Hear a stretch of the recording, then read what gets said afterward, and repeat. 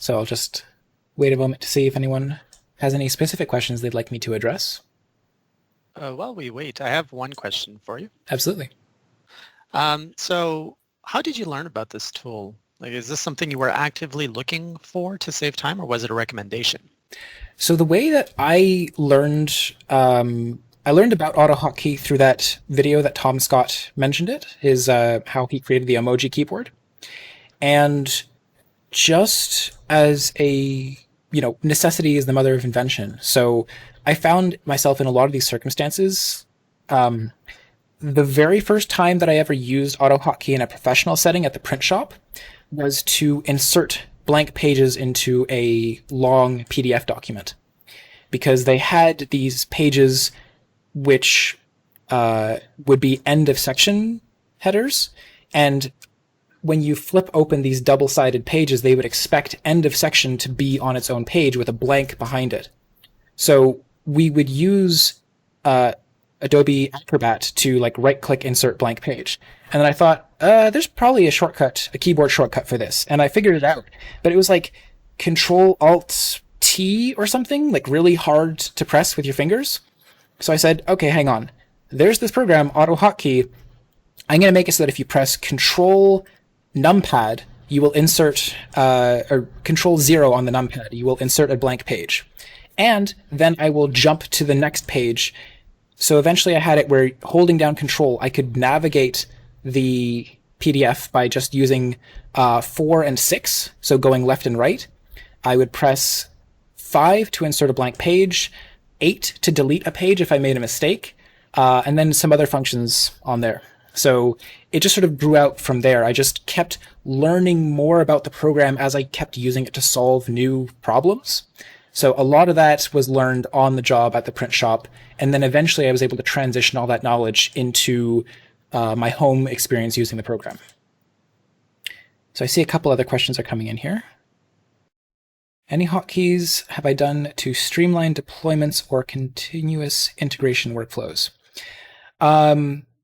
Quite honestly, yeah, continuous integration workflows. I'm not actually super familiar with the terminology, but I can say that I've used it.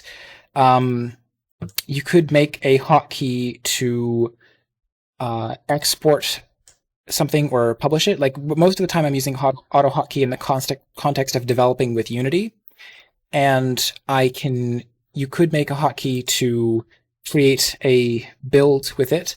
I've used AutoHotkey when I'm importing a sprite into Unity. There's a whole bunch of sprite settings that you need to fill in, and I created a keyboard macro that fills all that information in automatically. So that's definitely one alternate use I have for it.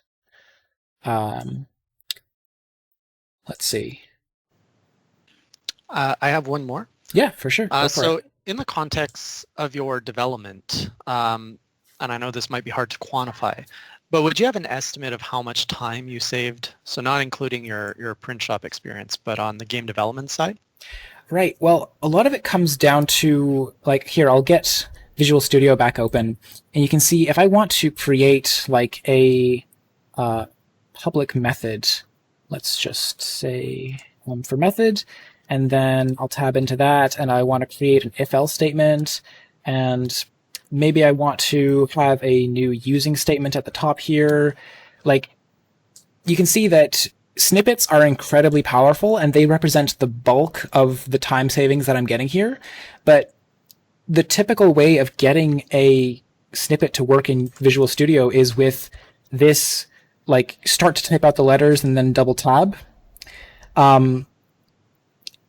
Why press that many keys when you can just press one key and then a letter? Like, that's, again, it's not much in the way of time savings, but I use it so frequently that it adds up really quickly. So do I have an overall estimate for how much time it saved me? Not really, but it's one of those things that adds up surprisingly quickly in the way that saving 30 cents per page printed might not seem like very much, but when you print thousands of those pages, then it adds up to a substantial sum of money.